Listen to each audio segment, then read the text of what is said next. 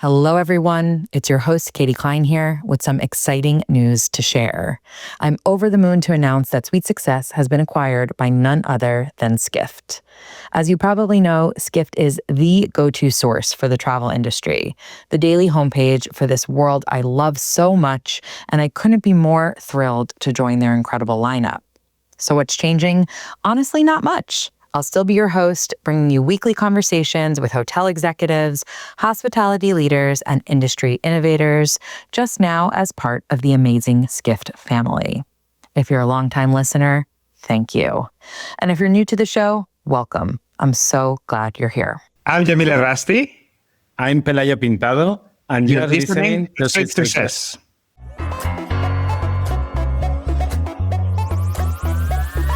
You've just checked in to Sweet Success. Join me, Katie Cline, for exclusive conversations with hotel executives, hospitality leaders, and industry innovators.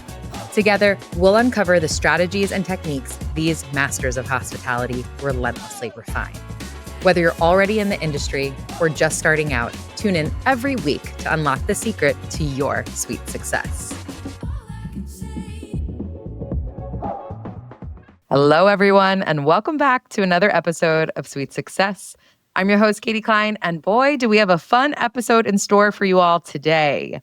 Joining us from Spain are two of the most creative people I know, Pelayo Pintado, CEO and founder of Idónea Communications, and Yamil Errasti, founder and head of strategy at Everything Now. Pelayo is a public relations pro with his communications agency serving some of the most influential luxury and lifestyle brands. Idónea works with Samsonite, New Balance, Marriott International, and Garnier, and hotel clients, including the Madrid Edition, Hotel Arts Barcelona, the Ritz-Carlton Obama, and more. Yamil is a creative marketing powerhouse with a knack for big picture thinking. He's driven by bold ideas and loves making things happen. With more than 20 years of experience at companies like Apple, W Hotels, the Ritz-Carlton, and Marriott International, Yamil is truly a luxury and lifestyle brand expert. Yamil, Pelayo, thank you both so much for joining us today. Hello, Katie. Thank you, Katie. Thank you. Great to see So you. nice to see you both. Thank you for inviting me. So nice to see you here. Yeah. Before we jump into talking about all things PR and marketing, I want to do something a little different. I think it would be fun to give everyone a bit of background on our history. So I'll kick off and then you guys jump in. I met you, Yamil, first, back when you were the director of marketing at W Barcelona. And of course, no surprise, we hit it off straight away. A few years later, after Marriott acquired Starwood, I moved to London to look after PR for the luxury brands in Europe. And Yamil, you were promoted to oversee marketing for all of the company's brands in Southern Europe. So of course, we started working together even more. Separate from that, I flew to Madrid to do an RFP, or request for proposal, for a new PR agency in Spain. And that's when I met you, Pelayo, as you were pitching your agency, Idónea Communications, to represent Marriott's luxury brands. Spoiler alert, everyone, of course, Pelayo won the pitch. And as you and I started to work together, Pelayo, I kept thinking about Yamil, which sounds very strange to say, but I couldn't get it out of my head that the two of you would make a great couple. Yamil, do you remember when I first told you about this? I remember perfectly. What did you think? I remember Googling Pelayo. That was a really crazy story, to be honest. Like, this is a very funny one. Yeah. I had no idea I was going to end up in Madrid. I thought you were crazy. Then I Googled Pelayo and I got this like typical PR picture that I was like, nothing like him. Yes. Yeah. You also sent us a blind date. That's right. Yes. It was a very uncomfortable thing. I don't know what it was about the two of you. I kept thinking of both of you when I'd be around one another. It was very funny because that was September. I think that was September 2018. We were working together. We started to work together, I think, like May. So it was like six months more or less working together. As you came to Madrid, we organized like a first press launch in Madrid to introduce Marriott International to media. And you were coming from Barcelona because that was the press launch was on Monday. And then the weekend before you had an event in Barcelona, right. And you were coming from there. And you told me to organize a tapas dinner on Sunday. So we got like meet the rest of the team, and so we can have like a first contact. And I remember that I was with my colleague Eduardo. We were like, everything was right. We were having dinner, and then suddenly you ask, "Do you have a boyfriend? What's your type?" Like, I'd like to hope I was a bit more tactful than that, but you never know. That sounds like very like Katie. Yeah, we were like, I remember Edu and I just laughing and like, what is going on here?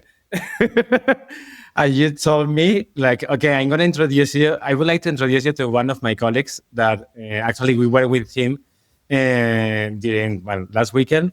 We would like to introduce you to him. Like, I said, okay, why not? Because it's really me also, no?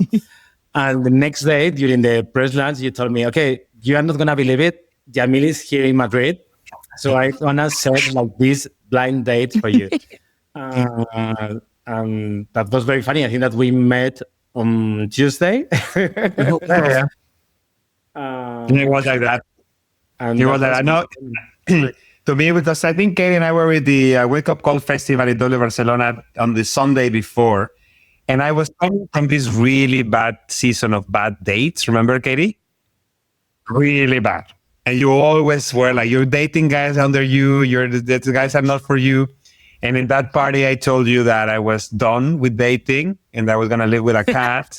And sorry, has a cat. I respect that, but I thought my life would be with a cat, and I'm traveling because, cats are self-sufficient. They say, no, wait. And you created that group where we both had no expectations really at all. We were not definitely looking for a date, and look at us. Yeah, we were at the same point. That was the great thing, that we were exactly the same thing at the same level with the same idea, that we wanted to be single. Exactly. You were both like, no, I'm happy, I'm successful, I'm good. Exactly. And it was such an awkward thing for me because, like you said, Pelayo, we had only known each other for 6 months in a work capacity. Exactly. Yamil, we had known each other for years at this point, and we were very close friends. So it was a bit more comfortable for me to bridge that with you. And part of me was like, do they just remind me of each other because they're both handsome, successful men who speak Spanish as their first language? Like, is that what I'm thinking? But there was just something deeper in me that was like, I just feel like they would really hit it off. And this could have went a completely different way, of course. But as you guys said, you met, you completely hit it off. 2 years later, married. The rest, as they say, is history. Patty Stanger, watch out. I have a future as a matchmaker if hospitality doesn't work out. Absolutely. Yeah, you nailed it. But I think you did something where, I don't know what was the story behind, but I think it's something we wouldn't have done ourselves. You kind of saw a bit, because Pelayo and myself, it was not a immediate crush, but it was an immediate admiration for both of us. I don't know if that makes sense, right? So it was, to me, like it was more curiosity at the beginning. And I think we kind of share the same thing, right? So I think you do have an eye for that because, you broke the cycle. In my case, I would have continued kind of like, and these are different topics for maybe you want to invite somebody else for this, but we were all on this cycle where you're like dating the wrong person and then you kind of like saw something in us that we didn't potentially thought it was similar to what you said, no? Similar, that we didn't thought we had, and that we were like super attracted to that personality and yes, I was when I learned of what Pelayo founded Idónea and everything he went through and the clients he was getting, and back in those days, like, Idónea was going up. Now it's like super solid, no? But it was ramping up, going like, oh wow, how can he use the company and start something and create all this from nothing? No? So we're like, I want to know more. Yeah, it's funny. It's a conversation I've been having a lot lately where people in your circle, whether they be close friends or family, or even just work colleagues, contacts throughout, different spaces, sometimes they see things in us that we don't see in ourselves. And that can be true in a work capacity. And apparently it can also be true in a personal capacity too. Totally. Yes. Totally. Yeah, we owe you big. All right. Well, let's get back to work stuff, I suppose. For now, we'll save the rest for later. But how do you both think about the differences between PR and marketing? And what's great about you guys as a couple, as well as like powerhouses in each of your field, is sometimes PR and marketing are kind of pitted against each other. Whereas I think most of us would agree, like, it's hand in glove. One can't be existing without the other. So how do you guys think about the differences? And do you think one is more valuable than the other? Yes. So, well, in my opinion, like PR is about like something unpredictable, so that you cannot really like control, no? So it's about like building relationships and managing perception, no? We can say. So I really like working in PR, like because of this. And I think like has like something addictive. Addictive, I will say, because like I think while in marketing that you can control like all the tools and all the channels that you are working with, in the case of PR, like you are like depending on third parties, so you don't know how the result is going to be.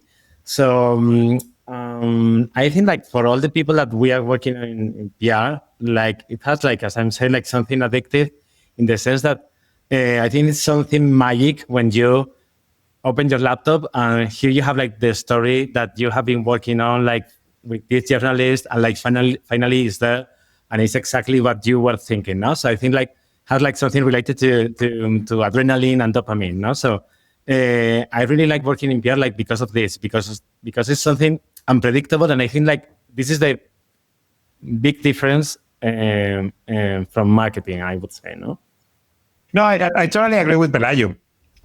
So yes, indeed, we don't get the arena highs when you see something coming out. I think from our end, we fully control marketing, controls the message, control the channels. We put out there what we want in the way we want to put it.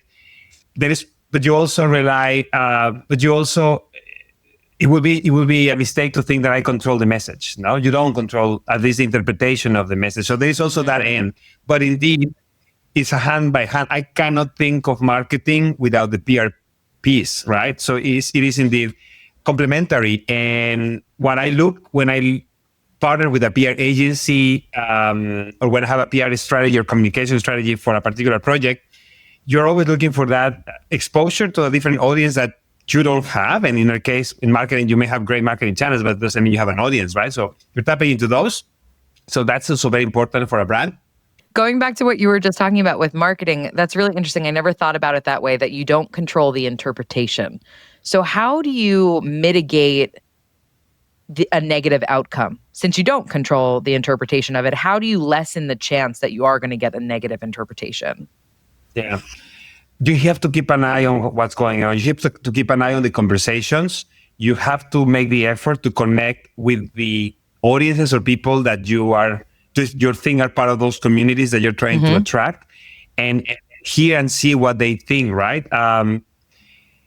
One thing I've learned is that it will be a mistake to think that you are the audience, and that because you interpret it in a way that's how people get it, right? So to me, in my case, I really keep an eye on comments on social media. I literally call people and I will say, I will call Katie and say, hey, Katie, I put this out there. What do you think? How do you feel about it? And I think the key for a great marketeer, which is kind of the essence of everything now, is move fast, right? Don't stick to something that is not working.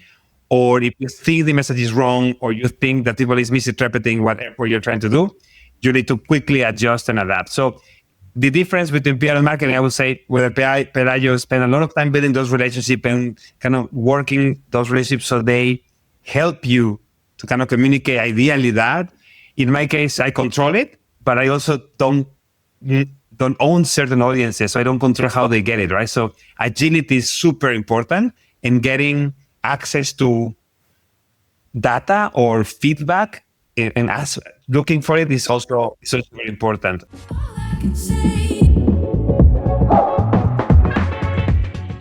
After hosting for more than 2 years, I finally made the decision to switch to Logify. And honestly, I should have done it sooner. If you haven't heard of them yet, Logify is a property management software built for short-term rentals and boutique hotels.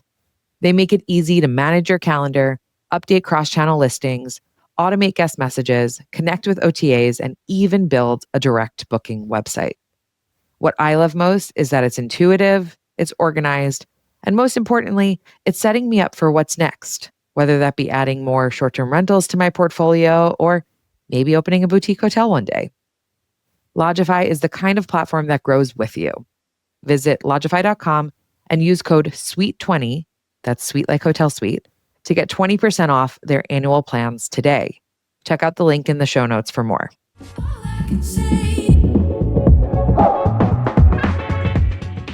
And Pelayo, to go back to what you said about PR being uncontrollable, unpredictable, but that when you see a great piece of coverage come out, that is exactly what you would have ideally wrote if you were that journalist. It feels like magic.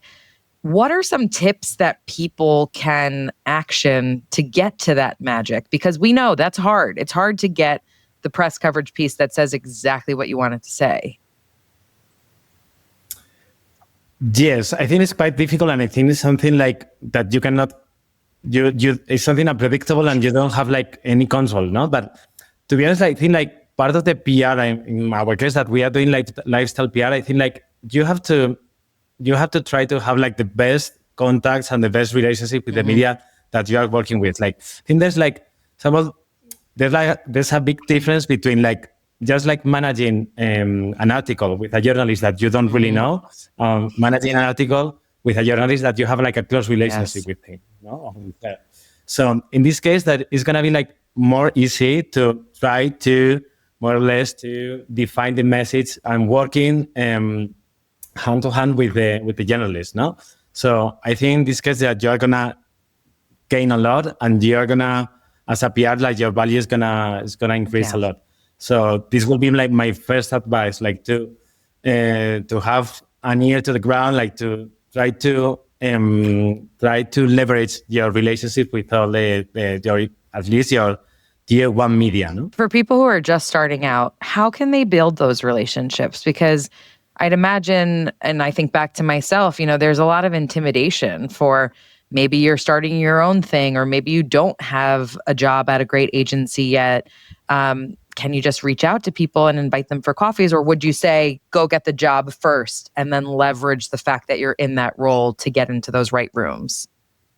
I think it's important, like to try to, I always say to our team, like take advantage of every single opportunity that all of these clients like can give you. No, for example, like working with like top brands, like it's gonna be like easier to try to, I don't know, to attract like more people, attract journalists. So you can do, I don't know, a lot of things. I've done a lot of things, like inviting coffees, as you say, like trying to, for example, like if you're like managing or like you are like calling media to an event, like try to approach to them to have like a moment with all of them, or even visit them in their own offices. So there are like many ways to, you have to be also creative, not in the ways that you can approach them. But I always say that, okay, take advantage of all these opportunities that these clients, they are going to give you. So it's like the best moment if you are starting in PR to improve your relationships with them. And Pelayo, you do that very well.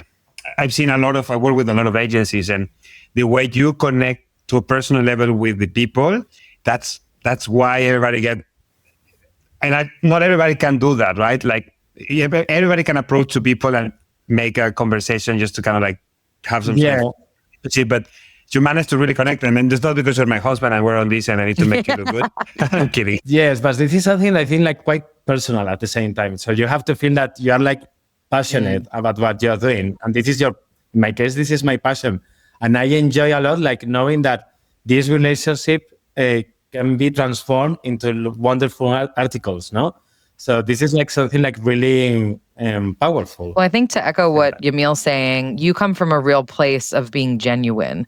And I don't think anyone feels when you are building a relationship with them that you're thinking ahead to like, I'm going to get this magical story from you one day. I think you genuinely care about people. And that's why 6 months into our relationship, I felt comfortable enough to say, hey, would you like to meet the guy? Yes, I think this is the first one. There is one tip that I think Pelayo doesn't know he does, but I've noticed, and I learned a lot from him during COVID because he was on calls and I was next to him, right? So I learned a lot from how he interact with people. he gives people an exit. And I thought that was brilliant, right? So he's engaging with you. It could be also talking about a particular article or a business, or it could be something that is not just friends, right? But he does it in a way that you feel comfortable saying, no, thank you. I read a book recently, I'm forgetting which one it was, and it said, you need to have with or without you energy. Kind of like, I'm going to be doing this piece. This piece is going to be out there in the world. Would you like it to be yours? We can do that together. If not, no worries. I'm going to go find somebody else. Yeah. But and if you want to catch up, we can catch up. And if you want to jump in later, that's fine. And I think that's magical. Like, that's why people is like, all right, let me hear. No, let me hear what you have to say, and send me what you have when you have it. And that, I think that's something that a lot of people doesn't have. No, that I give you an exit, and it's okay. No, you can walk out, hard feelings. Absolutely. You both also have a lot of experience trying to get buy-in from C-suite and senior management into marketing and PR. We all know that's not easy, especially if you have leaders who don't believe in the discipline. Pelayo, probably for you, that's more about getting buy-in for clients in the first place. Yamil, for you, that was a bit more internally, right? Yamil, let's start with you. What are some tips that you use to get you to that yes, that sign-off place? Yeah. Very hard. It's very hard. And no matter how many years I have, it's a struggle, right? Because the perception of, I've learned that people doesn't really want to know how marketing works, right? They're fine with with whatever interpretation they got. So if for them it's social media, then marketing is social media. If it's pictures or photography, it's photography. It's campaigns or digital, it's only digital.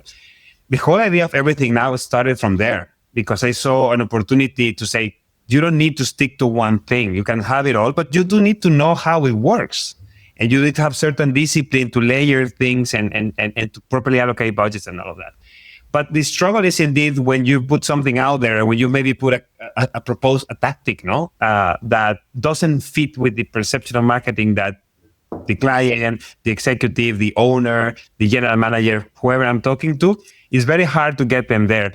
I would say I also apply the same principle as Pelayo. It's something I share, which I give them an exit.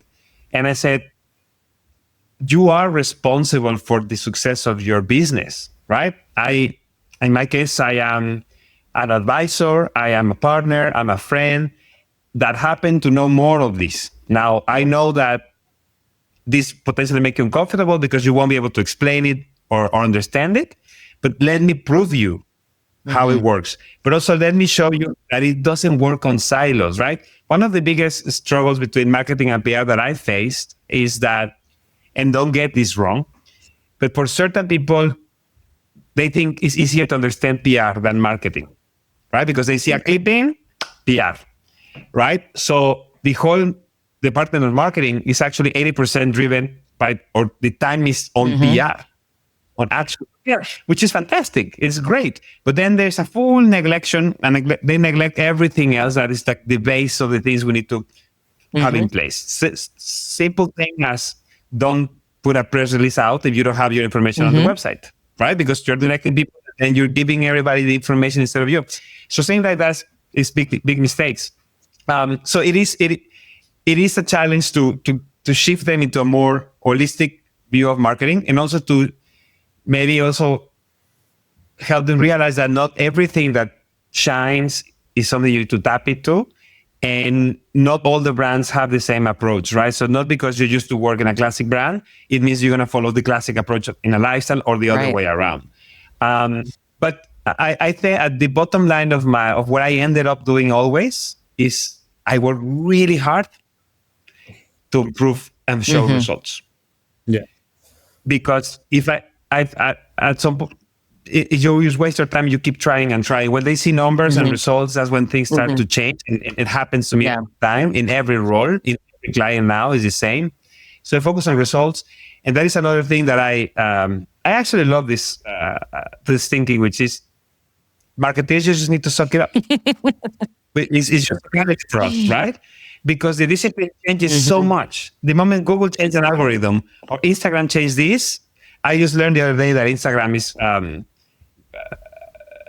giving preference and showing better the photos from an iPhone, not the photos from a professional photographer or from a different camera. So if you see your feed, the iPhone photos pops and look amazing, right? That's a complete game changer for marketing. Complete. Right? So what? So now I need to think, do I really want to pay this super expensive photographer in Paris or in London when the pictures are going to look better if I take them for the phone? That's a small thing of how everything in marketing happens. And that's why people is uncomfortable with marketing. Because we rely on technology and on innovations and trends that emerge constantly, right? And we don't have the validation of the editorial brand like Condé Nast Traveler or something, right? That regardless of what happened, you will always be an expert in travel. No, we don't have that. So to me, that's what makes it very hard. And the only solution that I found is one, suck it up, two, focus on results. Speaking of results, Pelayo, that is something that's a bit more challenging for us to show in the PR space. You know, we can say, here are these clippings, or here's the circulation of this print publication, or the unique viewers per month of this digital clip. But it's harder for us to directly correlate our pieces of coverage to sales numbers, where it's slightly easier. Yamil, maybe you'll jump in and say yes or no. For marketing, where there's often, tracked backlinks and such. So Pelayo, for you, when you're talking to clients who either you're trying to sign or maybe clients who are threatening to leave and go someplace else, what are the tactics that you're using to really show results? Well, I think this is as you're saying, Katie, this is the big challenge of PR, to try to measure it and to show some results and some figures. I think it's the big thing of PR. Well, what I'm doing is try to talk with my clients really frankly, and they just talk. Okay, this is how it's gonna be, and this is how PR works. No, but then I think that we should be aligned with business objectives and with the business strategy. And I'm always saying, okay, let's work together. So let me know which your objectives are, so we can try to focus our PR strategy the same way. No, so I think this works. Obviously, I like working with KPIs, and I try to show figures, but it's obvious that that we cannot be we cannot see that the financial results rely on these PR results. This is something obvious. And in my case, that is something that we were talking before.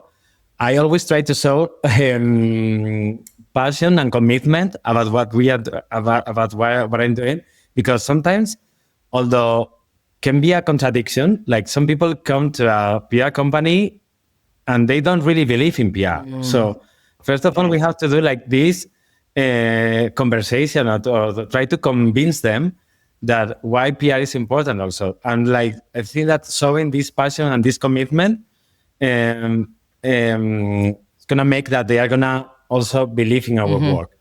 And I'm also really selective with all the projects that we take on, because I think that if we select the right projects with a great communication potential, the result and the project are going to be more compelling. No, so since this is something really important from another perspective, that is not talking about data or figures, but also it's your mood and how you how you behave, just taking out these projects. Yeah, and it goes back to what you said earlier about building those relationships with the media. You probably have a real innate sense of what they're actually going to be interested in writing about. And if a client approaches you, no matter what the fee is going to be, and you're not going to get it placed anywhere because it's not interesting for PR, it's not worth your time. And I really like what you talked about, speaking frankly and being honest. That was something that I saw right away in your pitch. And I think a lot of times you have PR agencies who will come in and pitch and promise you minimum number of coverage or minimum number of press releases. And that shouldn't be the goal. The goal should be, like you said, I'm going to work with you as a business partner to understand your objectives and make sure that what we're doing from the PR side, like Yamil said, about all of this working together, is laddering back up to that top line objective? Well, this happened exactly this week. A client called us that they are organizing an event here in Madrid. We had a meeting, and I told them, okay, this is not possible. This is not feasible. Like this target of people, they are not gonna come. So they told me, okay, let's gonna think about it. And after a month, they called me and they said, okay, we're gonna be honest with you, and we call another agency because they promised that these kind of people they were gonna come. And when we started working, they told us, okay, maybe they are not coming. Exactly. They came back around, right? Sorry. Okay, so Idónea were right. Idónea was right. So we really like Idónea, and they were really honest. They find, and actually we are now working together. And I really like, because this is exactly how it works. That's such a good example, because the other agency was like, I'll say whatever I need to get that retainer. And you're like, I'm not going to make you promises. Especially like you said, PR is a bit of magic, right? Like we can't guarantee things. Just like Yamil said, with marketing, they can't guarantee the outcome. We can't even guarantee the initial result unless we really think that, it's going to be a strong story. But anyway, we digress. I want to talk a little bit about Spain, and about specifically starting with you, Yamil. You moved to Spain from your home country of Mexico. And I remember you and I drawing some comparisons between your move from Mexico to Spain and my move from the US or New York to the UK. And we were saying on the surface, both countries have similarities, both countries have the same mother tongue. And then you were the first to point out to me like, oh, wait, this is not the same Spanish. And I saw, oh, this is definitely not the same English either. What were the biggest challenges for you, Yamil, of moving to a different country? Yeah. No, good question. Well, the language, definitely. Obviously, I moved from Mexico to Cayman Islands, and that's where I started with Ritz-Carlton. Well, I started with Ritz-Carlton in Cancun, and then I got an opportunity to go to Ritz-Carlton in Cayman, but I didn't speak, I thought I speak English, but obviously I didn't speak English. I definitely didn't speak Caymanian or Jamaican English. So that was the biggest struggle. It was tough. I don't want to. Spain also has some complication as well.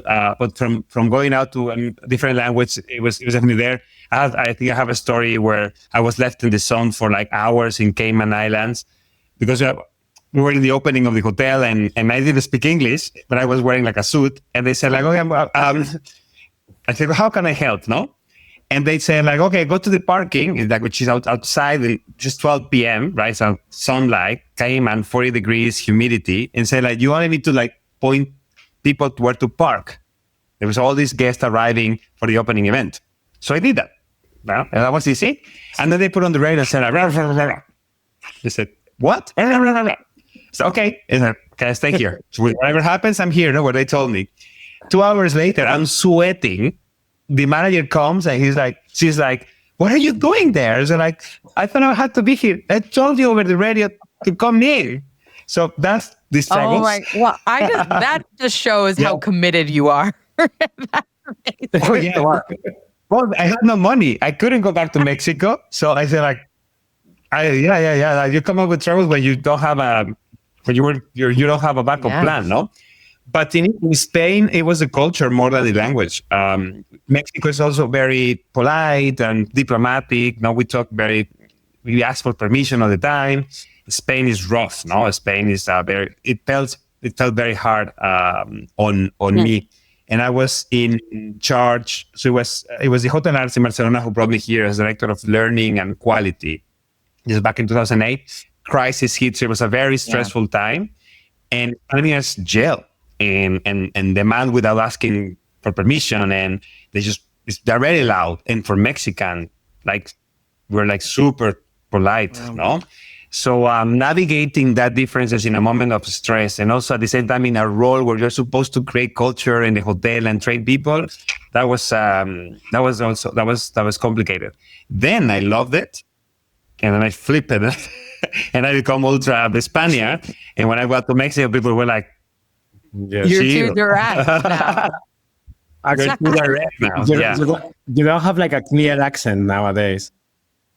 Depends who I talk to. No, I don't. Yeah. I no longer know what accents Yeah. do I have, and I don't longer know what words belong to Spanish, Yeah. Mexican Yeah. Spanish, or jokes.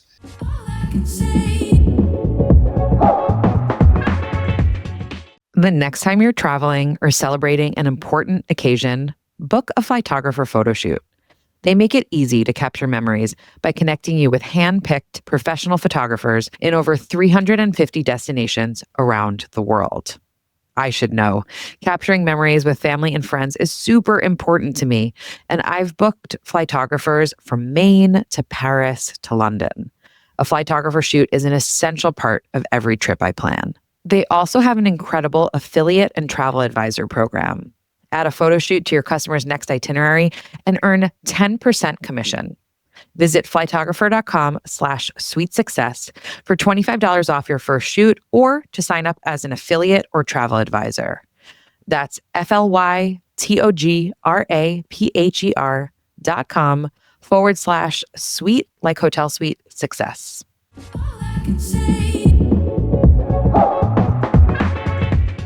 That's what you told me, because I was saying, oh, I would go home and I'd be speaking with like a slightly different inflection, even though I tried not to because I didn't want to be Madonna. I was like, I'm always going to be American. I'm not trying to be the American pretending to be British. But you pick up certain things. And more so, it was like the phrasing of things. And I still do it a lot now. And it's funny because I had the exact opposite experience of you, where New York is really aggressive. And I didn't know any different because I'm from here. And then I came to London and everyone is very polite. And if there is aggressiveness, it's passive aggressiveness. And I'm stereotyping here, but I have a great story of I was on the tube one morning going to the office and somebody was playing music loud. They thought their headphones were plugged in, but they weren't. So they were playing music loudly for the entire train car to hear. And everyone on the train was staring at this person and giving them nasty looks, but not saying a word. And then finally the person realized, oh shoot, my headphones aren't plugged in, and plugged it in.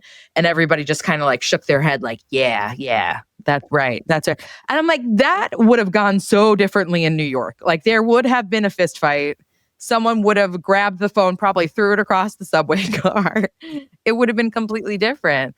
And now being back here again, it's really hard because I feel like similar to you, I have flipped and I loved my time living in London. And I really resonate with that quality of life a bit more, that now when I'm here, I'm a bit like, why am I here? Yeah, I totally get it. Yeah. It is. It's crazy how different it is. Language is at the end, it's everything and nothing, no? Yeah. Spain is obviously now truly home, especially now with Pelayo. And something I know that you both feel really passionate about is how Madrid is becoming this global hospitality capital. Pelayo, what's your take on that? Well, this is fascinating, actually. I've been here in Madrid for 25 years. I'm coming from the north of Spain, from Asturias. And I think Madrid is living now, I don't know, it's undergoing an incredible transformation. I think, there's a lot of, as you are saying, there's a lot of international investment. From my perspective, that we are working on the hospitality and on the hospitality sector, there are a lot of opportunities going on, and it's great to see that, for example, some international concepts, international brands are coming to Madrid, and the next step for them or the next opening is Madrid instead of other international capitals. Mm-hmm. Or cities. So I don't know. I'm enjoying this moment a lot because, Idónea, we've been in the market for 11 years. So now we have this moment that we are we can say solid. So we are living this moment that to approach to all these international opportunities, enjoying it a lot. So it's great. So you have to come soon to Madrid. For all of you that you haven't been in Madrid, it deserves a visit. It's super definitely. Yamil, what about you? What's your thoughts on the city? I also think it's very exciting, everything that is happening in the city, and it's very inspiring. For someone like me that is always looking for trends and what is new and getting access to different tribes, Madrid is right now is a melting pot of good stuff. I think I don't want to get political or anything, but certainly certain things are being done well in Madrid, and there is interest in the city. I love to see also how traditions, or I can experience traditions. So it's a city that is modern and cosmopolitan, but people is very rooted in the traditional things, which for someone like for me like external, I love not to see people dancing flamenco or, these bars that are like super traditional. It's true that we're losing some because of this explosion, but people is very rooted into that. It's something that I love. I think the opportunities for Madrid are endless, no? And I think it's raising the bar in Spain in regards to good tourism, good products, quality in general. That now that I spend more time in Barcelona because of a client, I can already see Barcelona saying, no, we cannot take the crown. So that is good for everyone. And it's also, to me, it's surprising how the whole quality work-life balance and all of that is also, when you embrace cosmopolitan external cultures and a lot of people come to your country, you're forced to move from traditions, right? And so it's very interesting to see different ways of working in the scenarios where in the past I would have never imagined, no? And I'm experiencing it now here at the SNS in Barcelona, or where I see the interaction and the way they operate the hotel, and it's not the be here until you die, no? It's a completely different approach, and that's because of all these different cultures that challenge back certain traditions that are not to be here, and on the other hand, they have the potential as the other. So I think Madrid is super exciting right now, and I'm very happy to see that other cities like Barcelona, which is already in my heart, it's taking actions to also elevate, which is just good for the country, I think. You're talking about traditions, and I'm just wondering, do you feel like, after being in Spain for so long, do you still stick out as, quote, different to native Spaniards? And the reason I'm asking is because, like I said, I could live in London for the rest of my life, and the moment I open my mouth to order a coffee or to say hello to someone, immediately I'm flagged as like not from here. Is that the same for you? Like with Pelayo saying a bit of an accent like earlier, or do you feel like no one would know until they got to know you more? No, I think they know I'm not from Spain. They don't know where. Some people. It actually happened this morning. I was buying my sandwich for lunch in this cafeteria, and this is owned by I think Venezuelans. So he said, like, where are you from? You're not from here. So I said, no, I'm from Mexico. I because I no longer know my accent. I cannot recognize myself. But yes, majority of people know that I'm not from here. I wish I was more Mexican, because I wish I had my accent full and my sense of humor to full. When I'm in Mexican, I miss it, but I lost completely the ability to. And when you're home, do you feel like you stick out as not from there as well? In Mexico, yes, of course. You know this this thing of called the Malinche effect. Probably it's Mexican to Mexican. But anyway, the Malinche dated one of the conquerors from Spain, and she was an Indian, and anyone that betrays Mexico becomes Malinche. So yes, when I go back, it's a thing, right? Because pride and everything in Mexico is huge. So yes, in the majority, they don't reject me, but they can tell my accent is different, and yes, it's interpreted as like I'm trying not to be Mexican or something like that. So it's weird not to be able to feel like you're from the place anymore. That's so fascinating. Well, I want to talk about entrepreneurship. Obviously, you both are entrepreneurs. Yamil, this is a newish title for you after a longstanding corporate career. How do you guys think about it? Or what advice would you give to others who are thinking about doing something on their own? Maybe Pelayo, let's start with you.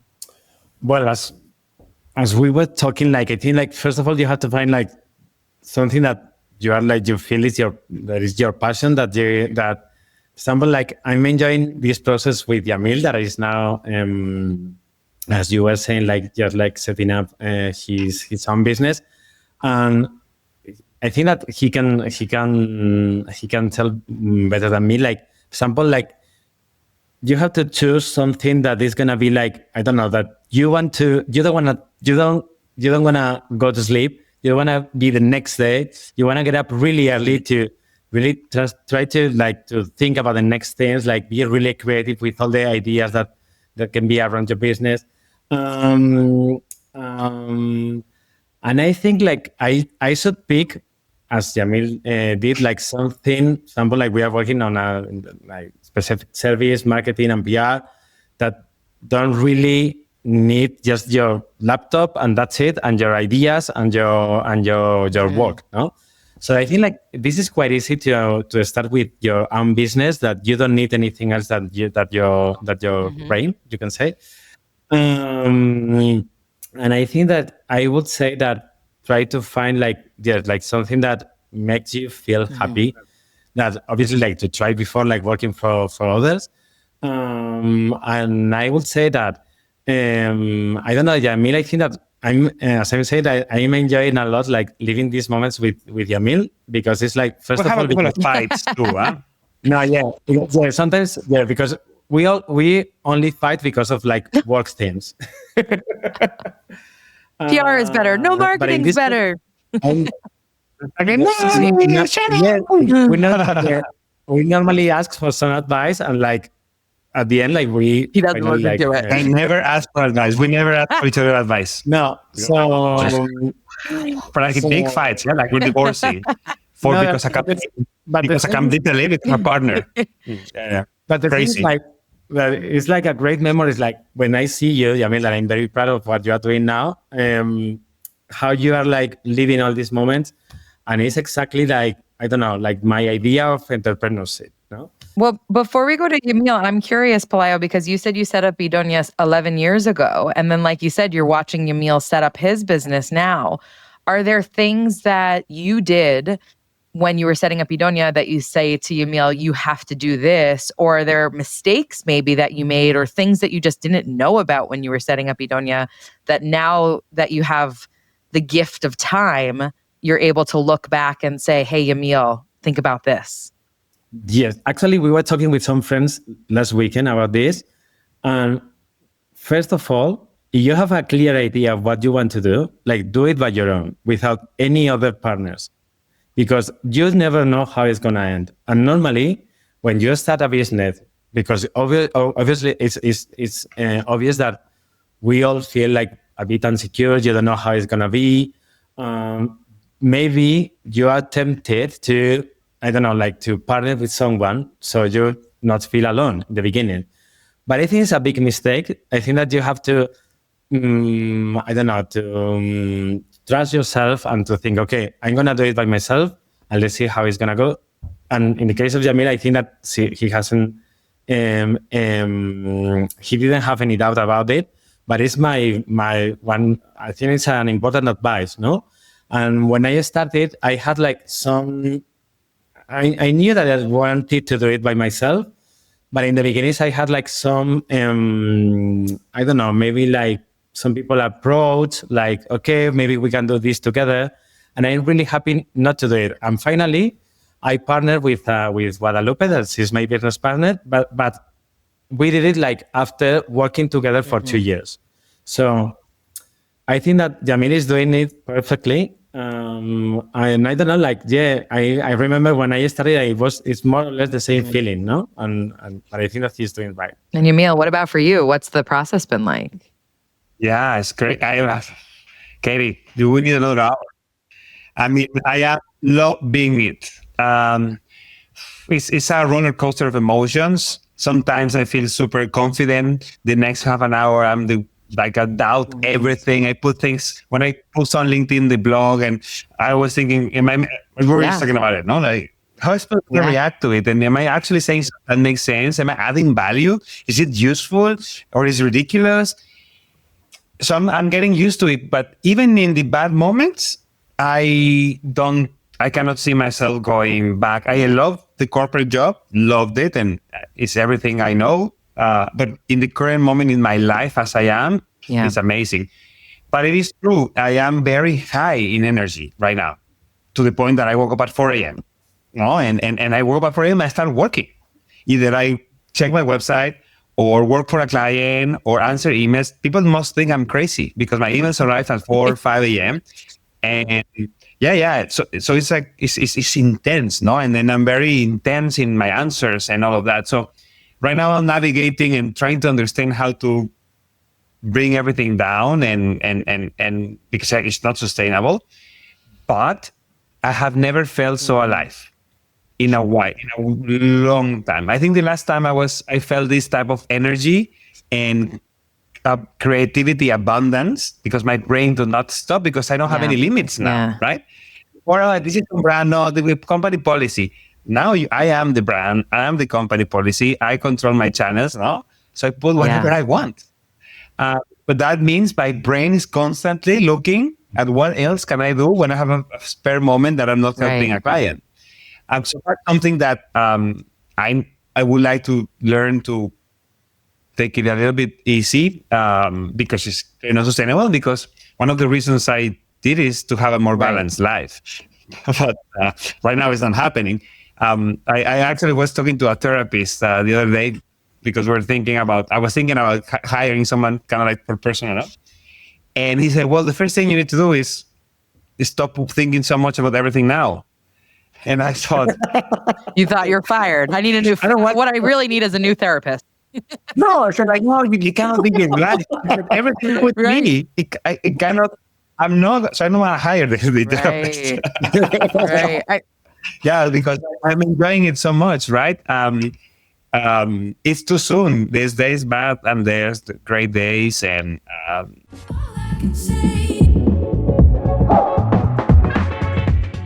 keeping up with online reviews across platforms is tough. But FeedCheck makes it easier by bringing all reviews from all channels into one place. In addition to tracking your own feedback, you can even monitor competitors to see how you compare. They provide deep insights into customer sentiment, trending topics, common issues, and patterns that might otherwise be overlooked. Plus, real-time alerts mean you can respond quickly before things escalate, and AI-powered suggestions help you craft better responses. So, if you want to stay ahead of your reputation, book a demo with FeedCheck at feedcheck.co/sweetsuccess or through the link in the podcast notes.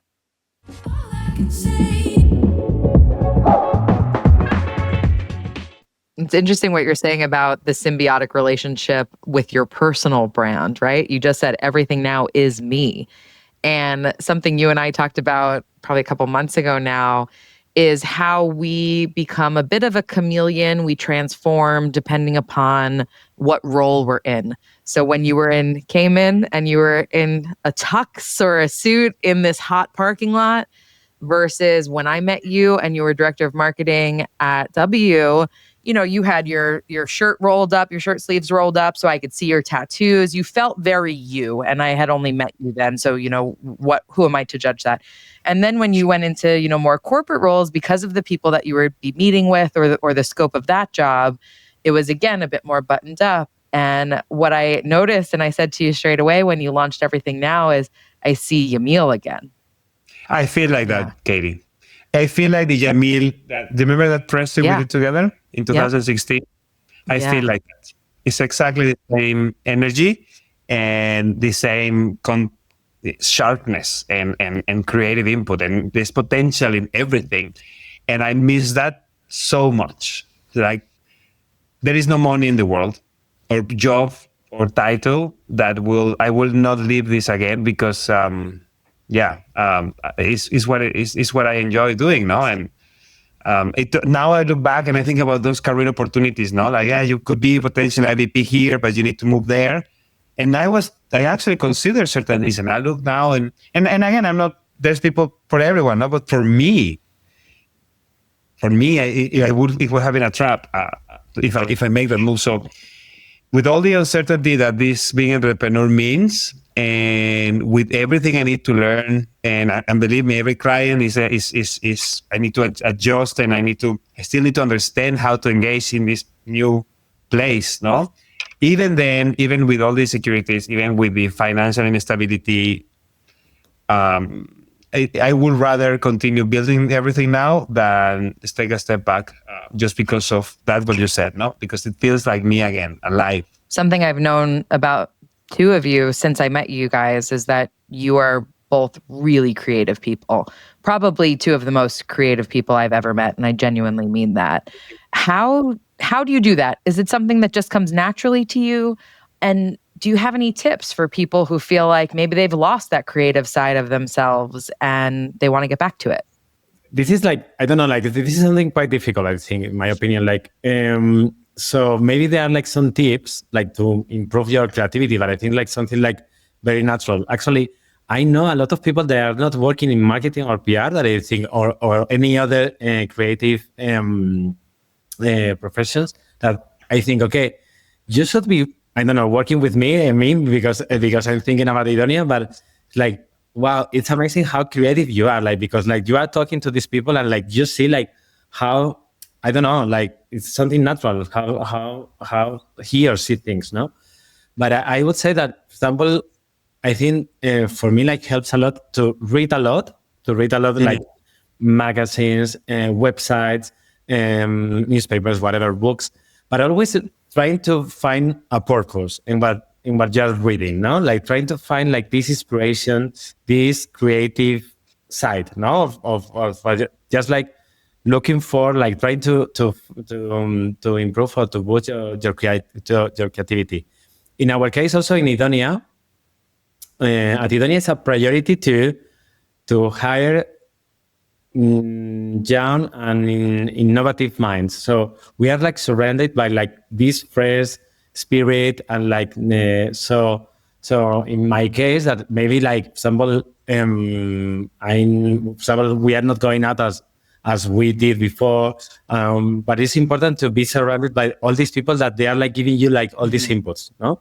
And to have like an to be stay or to be like to be stay in touch to the ground now. So you feel, so you are aware of all the emerging trends or what is going in the city or some cultural shifts or all these kind of things, no? So I think this is quite important.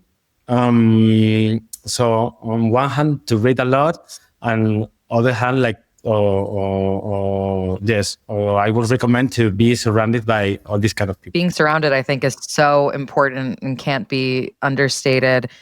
And also the stories that we tell ourselves, right? Like for me, when I went to university, I studied fashion merchandising, which was the business side of fashion. And therefore I thought, well, the creative people are the designers. And here I am, the analytical mind. And I just told myself for forever I was not a creative person. And it was only until I started working for Starwood and sat in this boardroom with the most incredible PR people that I've ever been surrounded by that I thought, hang on, I'm creative. I'm just creative in my own way. So Yamil, have you felt that too? Like, did you have to rewrite your own narrative, or is this something that you've always had belief in yourself with? Yeah, it's a good point. So I agree with everyone. I actually now, one of the things that fascinates me with this job is that I'm in contact with young people again. Because before I was with owners, now I'm literally engaging with the emerging talent, no, to call it that way. And it is fascinating how much you can learn from them and how they completely force you to rethink certain things that you thought you knew. So here is this ultra experienced guy. And then when I start to talking to people, I say, oh my God, like I'm getting it all wrong. My consultant is getting it all wrong, right? So yes, I agree with Pelayo. I think, yes, keeping an eye on everything and reading is very important, as well as surround yourself with different type of people, different ages, because through them you create new ideas, right? I do believe that everybody is creative because just by the fact that you are not dead, it means that you managed to survive through creativity, right? Creating rules, eating properly, having fun. So it is a mindset and something that people need to embrace. And I do think there's people more brilliant than others, no? Just because I love sport, but I don't have Pelayo's body. Pelayo do like this and he gets this big muscle and I could CrossFit and I still don't have it. It's just the way it is, right? So yes, I think people might be more brilliant in creativity than others, but I do think everybody has creativity. In my case, and this is something I am very passionate about, the reason why I write a blog is because I try to give this back because I got it when I was very young. When I was very young, I was lucky enough in Cayman to have a boss who's Mark Langevin. He's still the general manager of the Ritz-Carlton in Grand Cayman. Hopefully we'll see this. He told me, you don't because I was forced to do a presentation in orientation for new employees, me in my English, right? And I don't know how I did it. It was an hour to talk about quality in English. So I remember I came back like destroyed, like sweating, dread. Like I said, I'm gonna get fired. And he told me, said, you don't know what you do. You don't realize because you're very young. But this is, you don't speak English indeed, and you need to get better. But you are extremely passionate, extremely creative, and people follows you. If you stick to those three things, you're set for life. And the only good thing I did about that is that I listened. I believe in it. I said, okay, because I was looking for something to grab me, like, give me something, right? So I said, okay, yes, I'm passionate. So I never stop or filter my passion. And Katie, you saw when we were working together. And I start embracing creativity not as something that is a given by nature, and that's okay, but really like putting it forward because I was compensating for my no studies. I was coming from Mexico, my love of English. And then the whole idea of helping others, just getting he framed it as convincing, but it was more about because I help you, they help me, right? So it was kind of like that relationship. So those become the three pillars of that, and creativity was one. And I think the only difference is that because I decided to make it a pillar, I invested in it. I study a lot about, as Pelayo said, read, get surrounded by people, but I actually study about how the brain works, how the creative thinking, when do you flow, when you're not flowing. So I put a lot of effort in it, and it's one of my passions. Now, I think it's a secondary in everything now is strategy, and then it's creativity. I think strategy is also an area that is not a lot of people has it, but it's these two things that, as far as I know from my current customers, that's what they value. Is strategy and creative thinking. And I do think it's because I was told at a very young age that it was a thing I had, and I bought it, and then I just keep on investing. And that's a wonderful story because not only does it show the power of mentorship, but also I think, to his point, maybe you being up there and being clearly slightly uncomfortable speaking in English, you don't know what that said to the audience, not just the message that you were actually trying to communicate, but like, look, here's someone who we are all literally looking at, learning from, who is uncomfortable, and yet he's trying. So what are the things in my life that I'm uncomfortable with, and how can I try? I think that's just so motivating. Last question for you guys before we move into the final three questions I ask everyone, and let's stick on this kind of emerging talent section. Yamil for marketing, Pelayo for PR. If you were talking to someone who is interested in joining either of these industries, what would be your top one, your top two, your top three tips for them?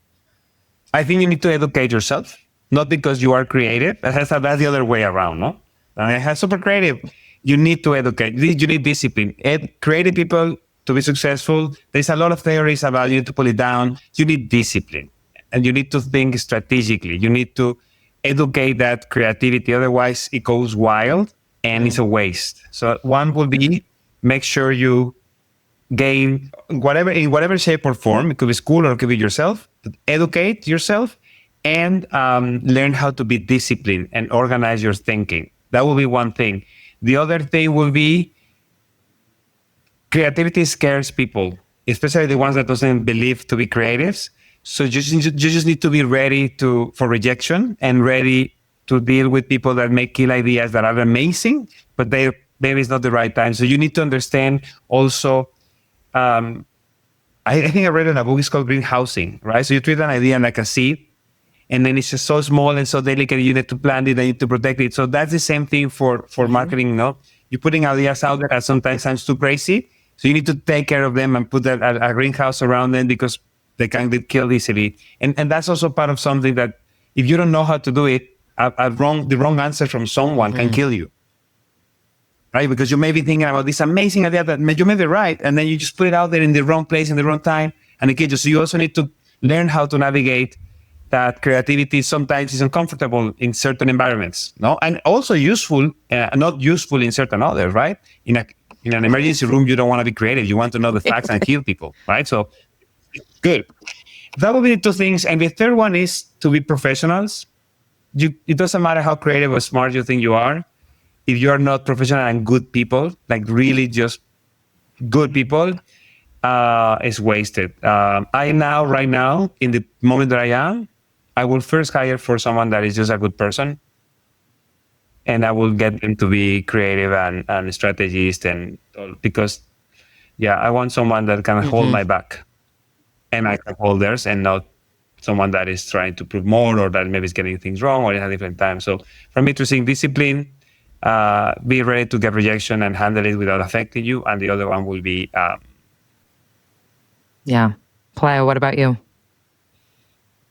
Well, in case of PR, I would say, like, first of all, like, in the beginning, like, try like different roles. Like, maybe you can start working in like small agencies or medium agencies that they are going to show you like different types of PR. I think like to surround yourself with the best, no? What we were talking before. And then if you work something like in lifestyle PR, I think like it's really important to boost your social life. I think something like this kind of personal, as we were talking, but I think like you have to try to strengthen like all these relationships. And third, like if we talk about PR, Yamil is gonna understand what I'm saying. Like to be a real zorra, a real bitch. No need to elaborate on that one. This is really important. And that's spicy moment. What do you mean by that? It's a funny thing. no, I'm talking about like, because it's something that we always like making fun about it. No, of course, like in some environments, of course, like just be like a bit bitchy, no. But no, I would say that it's important to read a lot, as I was saying, and to boost your social life and to try like different roles. This will be my three tips. I love it. Okay, guys, last 3 questions for you.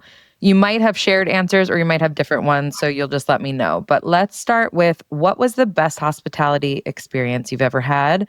Yamil, why don't you kick us off, and you can let me know if it's something for the two of you, or maybe Pelayo, you have one yourself as well. But the best hospitality experience you've ever had. The latest, no? Pelayo, I think we shared this, right? Yes. You want to? To me, it's Venice. Yeah. So this is a hotel owned by the Golden Goose brand owner. It's in Venice. It's called Venice Hotel. And to me, it's a masterpiece of everything. Design, luxury, branding, execution. It's just to the detail. It's worth a visit just to see it, because we almost, when we check out and we didn't even look at the bill, we almost clap. Yes, thank you. Literally, like, we're like, yes, 100%. The breakfast, the many amenities, is so well curated and executed to the perfection. And it's not for everyone, but what they stand for, you can feel it in every single wall interaction, amenity, texture, music, food. Venice Hotel. Wow. This is high praise. So on the complete opposite side of that, what was the worst hospitality experience you guys have ever had? I had one that is a personal hit. I would share it because the hotel is no longer part of the portfolio.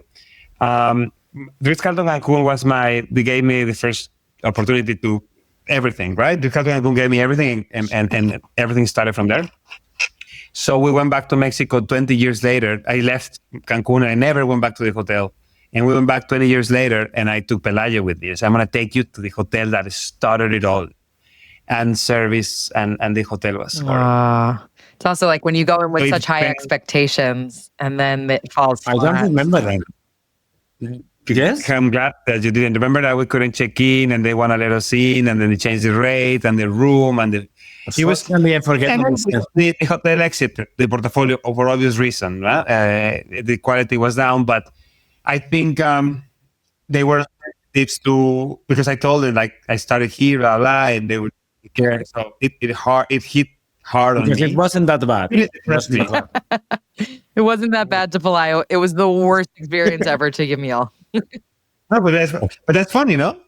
I went back to how people interpret messages. Spot on. and the expectations and what you put out there and what people actually get and expect. Yeah, I wasn't expecting the red carpet, but it was not what I remembered. Maybe I remembered wrong. Right. But which is something I learned lately, that half of my memories are fake. But yeah, that was really bad because of the expectations I had. It was honestly not good. And final question for you guys: what does hospitality mean to you? And is there anyone, a person, a brand that you think has truly mastered it? For me, it's about escaping from reality, but at the same time feeling at home. No, so it's like the two things that can be like contradictory, but for me it makes sense. And I have to say that I'm very, very classy. Very classic or classy. I don't know how to say it, because I really like this kind of hospitality, this like classic luxury that is like really into detail. And for example, I really like how the Ritz-Carlton makes it, and I really like the brand, and I have the opportunity to work with them. And for example, it's a brand that I really love it. Yamil, I don't know what you have in mind. As a nailing it, right? No, I was thinking that we also had this Peñalong amazing experience and the Luxury Collection Grand Prix. I was thinking about the good ones. We share off. No, we have a list. It's just fair to say everyone, but Venice, we'll stick to that one. So which one is nailing it? So what is hospitality for me? Well, it's my life, right? So is what I've done. I tried I left it for a little bit and realized that I love it. To me, it's an opportunity. To me, it means my life, and it gave me an opportunity to experience things that otherwise I would have never experienced myself, just because I would have been able to afford it. That's from a working in hospitality perspective. But I think from a guest perspective, it's the same, right? When you are in a hotel that really pay attention to experiences and narrative and amenities that are local, or food that is sourced locally or executed beautifully, you don't have that in your real life. And it does educate your palate, educates your everything around you, right? And if people is warm, it warms your heart. So you're a better person and you go back happy. No, it actually believe it kind of changed the world. So that's hospitality for me. And that's why I take it so seriously. Who is doing it amazingly?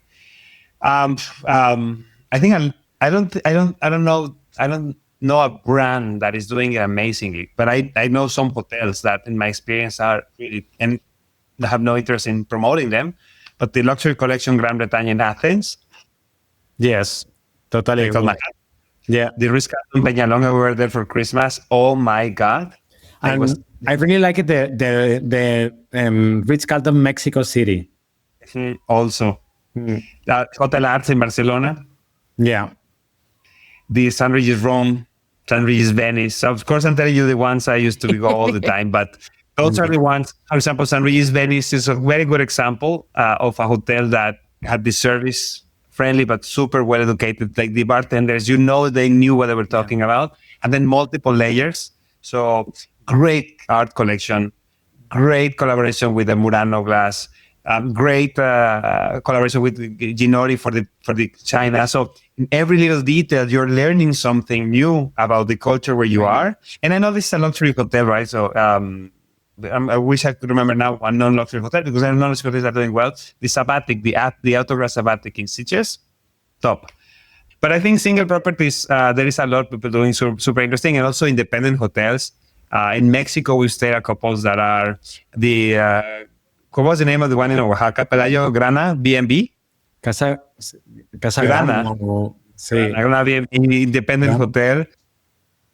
Amazing. There is some very good stuff going on. Yeah, with small hotels doing. But as a brand, I couldn't say someone that is perfect. Yeah. Well, Yamil, Pelayo, I always have so much fun with the two of you. Thank you so much for your time and for joining us today. Katie, thank you. It's been great. Yeah. All right, everyone. It's time for today's sweet summary, where I break down the key insights and actionable takeaways from today's conversation. I always have such a great time when I'm with Yamil and Pelayo.